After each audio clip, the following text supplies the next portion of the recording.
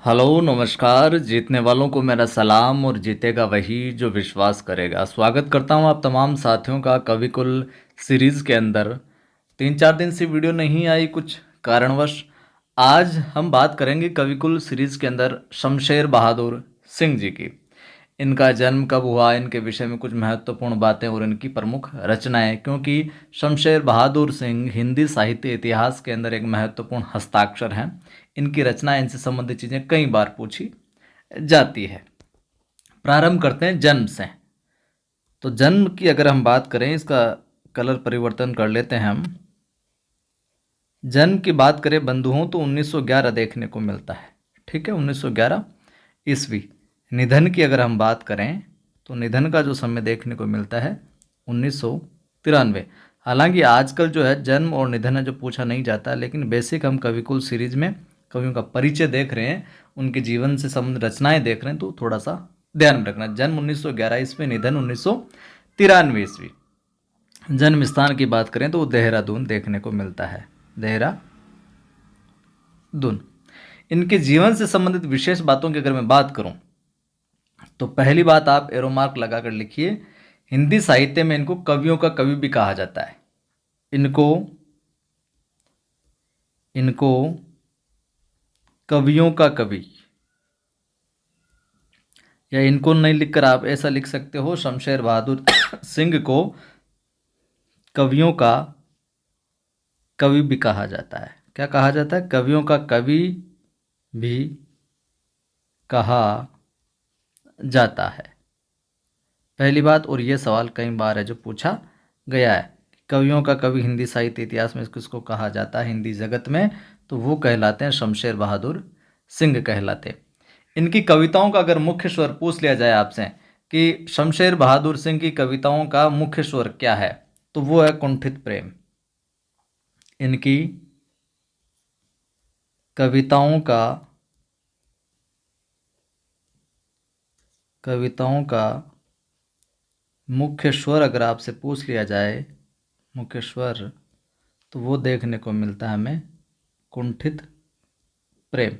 ये इनकी विशेषताएं, इनकी कविताओं से संबंधित विशेषता है जो अगर पूछ ली जाए तो ध्यान में रखना, ये विशेषता देखने को हमें मिलती है। इन्होंने अलग अलग तरीके की रचनाएं लिखी। ये मार्क्सवादी विचारों से तो मार्क्सवादी थे, संस्कारों से व्यक्तिवादी थे, और अनुभव से रूमानी मिजाज के जो नज़र आते हैं। तो विचारों से अगर पूछ लिया जाए शमशेर बहादुर सिंह की थॉट प्रोसेस किस प्रकार की थी, तो ये मार्क्सवादी विचारों के थे। किस प्रकार के? मार्क्सवादी विचारों के। ये थोड़ी बेसिक हम परिचय देख रहे। तो देखिए, आप जितना ज़्यादा सीखेंगे, जितना ज़्यादा राइटरों का परिचय आपको ध्यान में रहेगा, तो कहीं पे भी आप स्पीच भी देंगे किसी स्कूल में नियुक्ति होने के बाद में, तो आपका जो मतलब आदमी के पास अगर शब्दकोश होगा, ज्ञान होगा, तो फिर वो डिलीवर करने में डब्बा भरा रहेगा किसी चीज़ से, तभी तो आप उसमें से हाथ डाल के कुछ निकाल के दे पाओगे। तो अपने मस्तिष्क में जितनी ज़्यादा साहित्य, जगत की साहित्य इतिहास की जानकारी रहेगी, तो आपके एक वक्ता के तौर पर भी आप कहीं खड़े होगे तो आपके पास शब्द होंगे, और शब्द होंगे तो आपका प्रभाव है जो अवश्य ही नजर आएगा। संपादन कार्य की अगर हम बात करें पत्र पत्रिकाओं की, तो इन्होंने कहानी, एक तो कहानी व नया साहित्य, इस नाम से 2 पत्रिकाएं थी, कहानी व नया साहित्य नामक पत्रिकाओं का संपादन, पत्रिका संपादन। ठीक है, कहानी और नया साहित्य और कहानी। और इनकी एक अमन का राग है जो कि एक लंबी कविता है। अमन का राग किस प्रकार की कविता है? आगे बढ़ते हैं। अमन का राग किस प्रकार कविता है? लंबी कविता है। पहली विशेषता तो ये हो गई। दूसरी बात, इसके अंदर देखने को क्या मिलता है? इसमें ये एक प्रकार की प्रगतिवादी रचना है। किस प्रकार की? प्रगतिवादी सरोकारों से जुड़ी हुई, विचारों से जुड़ी हुई रचना है। और उत्तर प्रदेश सरकार की ओर से इनको मैथिली शरण गुप्त पुरस्कार और मध्य प्रदेश सरकार की ओर से कबीर सम्मान मिला। तो पुरस्कार की अगर बात करें, इनके पुरस्कारों में अगर इनके बात करें तो यूपी से, उत्तर प्रदेश सरकार की ओर से, क्या यूपी सरकार, शॉर्ट में लिख रहा हूँ मैं, यूपी सरकार की ओर से कौन सा पुरस्कार, मैथिली शरण गुप्त पुरस्कार मिला इनको। और एमपी सरकार की ओर से कबीर सम्मान, कबीर सम्मान है जो इनको प्रदान किया गया। और पुरस्कारों में बात करें तो 1977 में, कब, 1977 ईस्वी में साहित्य अकादमी, साहित्य अकादमी कई बार पूछा जाता है, 1977 ईस्वी में साहित्य अकादमी पुरस्कार मिलता है किस रचना के लिए, चुका भी नहीं हूं मैं। 1977 में साहित्य अकादमी पुरस्कार मिलता है, चुका भी नहीं हूं मैं। यह हो गई प्रमुख बातें। अब हम बात कर लेते हैं इनकी प्रमुख रचनाओं की। तो आप हेडिंग डालिए प्रमुख रचनाएं। और प्रमुख रचनाएं किनकी देख रहे हैं हम, शमशेर बहादुर सिंह जी की देख रहे हैं। शमशेर बहादुर सिंह जी की प्रमुख रचनाएं हैं जो यहाँ पर देख रहे हैं। देखिए, इत्मीनान से जितना ज़्यादा ग्रहण करते रहेंगे उतना ही ज़्यादा आपके मस्तिष्क में जो उतरता रहेगा फ्लो के साथ में। और किसी भी चीज़ को रटने का प्रयास करेंगे, याद करना है याद करना है, तो भैया वो कभी भी मस्तिष्क में अटकेगी नहीं। अटक भी जाएगी तो थोड़े टाइम बाद भूल जाओगे, फिर बोलोगे यार पहला अक्षर बता दे, थोड़ा सा बता दे, फिर मैं पूरा चिट्ठा है जो खोल दूंगा। तो अपने को ज़बरदस्ती से ठूंस के रटाना नहीं है, 3-4 बार इत्मीनान से पढ़ना ताकि फ्लो में है जो वो सेट हो जाए बात दिमाग में। प्रमुख रचनाओं की अगर हम बात करें तो पहली रचना तो अभी हमने बात की थी लंबी कविता की, अमन राग हो जाएगी, अमन का राग क्या हो जाएगी, अमन का राग हो जाएगी। आगे हम बात करें चुका भी नहीं हूँ, इसकी हमने बात कर ली, साहित्य अकादमी पुरस्कार मिला इनको 77 में। चुका भी नहीं हूँ मैं, चुका भी नहीं हूँ मैं। आगे बात करें इतने पास अपने, इतने पास अपने प्रसिद्ध रचनाकार है तो इनका कई बार सवाल आता है कि निम्न में से शमशेर बहादुर सिंह की रचना नहीं है, यानी कि 3 रचनाएं इनकी दे देंगे, एक किसी और की दे देंगे।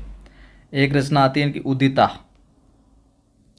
उदिता जो रचनाएं हैं ये इसमें प्रगतिवादी का, जो प्रगतिवादी काव्य आंदोलन की आवश्यकता महसूस करते हैं और लेकिन वर्ग संस्कारों की वजह से इससे जुड़ न सके, तो इसमें प्रगतिवादी भूमिका में प्रगतिवादी काव्य आंदोलन की आवश्यकता इसमें देखने को मिलती है। प्रगतिवादी विचारों से जुड़ी हुई रचना आप इसको मान सकते हैं उदिता को।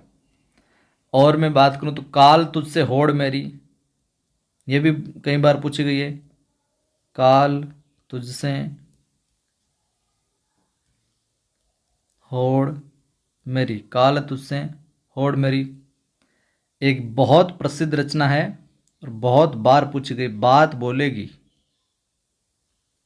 बात बोलेगी हम नहीं, और इसको आप अपने जहन में बिठा लो इस तरीके से कि हमारा काम बोलेगा हम नहीं। और इस प्रकार से हैं जो दृढ़ रूप से हैं जो मेहनत कीजिए कि आपका कर्म आपका परिणाम बोले, आपको बोलने की आवश्यकता ही नहीं हो। बात बोलेगी हम नहीं, ये भी हो गई एक टूटी हुई बिखरी हुई, ये भी इन्हीं की रचना, एक टूटी हुई और बिखरी हुई, टूटी हुई और बिखरी हुई, ये हो गए कौन, आपके शमशेर बहादुर सिंह जी। 77 में साहित्य अकादमी पुरस्कार मिलता है चुका भी नहीं हूँ मैं के लिए, और उत्तर प्रदेश सरकार से मैथिली शरण गुप्त, एमपी सरकार से कबीर सम्मान।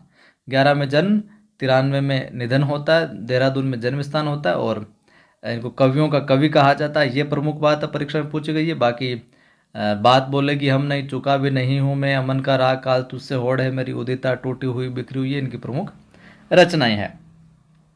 अब वीडियो अच्छा है लगा है तो लाइक कर दें, आप शेयर कर दें। पहली बार देख रहे हैं चैनल को सब्सक्राइब कर बेल आइकन क्लिक करें ताकि हर वीडियो की सूचना मिलती रहे। टेलीग्राम चैनल का लिंक भी डिस्क्रिप्शन में मिल जाएगा आपको, कवि आदि गणेश हिंदी नाम से टेलीग्राम चैनल है। दूसरी बात, अपनी एप्लीकेशन है नवसृजन क्लासेज नाम से, नवसृजन, ये बात ध्यान से सुनिए आप, नवसृजन क्लासेज नाम से, जिसके ऊपर फर्स्ट ग्रेड का हिंदी का सुपर 100 बैच चल रहा है। आप चाहें तो अपने एप्लीकेशन पर जाकर कोर्स में जुड़ सकते हैं। और एक बात और कहता हूँ, जो साथी पैसों की वजह से अगर नहीं कोर्स खरीद पा रहा है और जेन्युइन उसकी समस्या है, पैसों से जुड़ी जेन्युइन अगर उसकी कोई समस्या है जिसकी वजह से अभी नहीं ले पा रहा है, तो जो नंबर दिए गए हैं एप्लीकेशन के ऊपर और मैं टेलीग्राम पर भी पोस्ट करता रहता हूँ, उन पर एक बार मुझसे बात कर ले। मैं प्रयास करूँगा अपनी टीम द्वारा कि जितना कम मैं फीस उनकी करवा सकूं उतना करवा कर आपको वह जो शिक्षा फर्स्ट ग्रेड के बैच में जो आपको जोड़ पाऊँ। जय हिंद, फिर मिलता हूँ।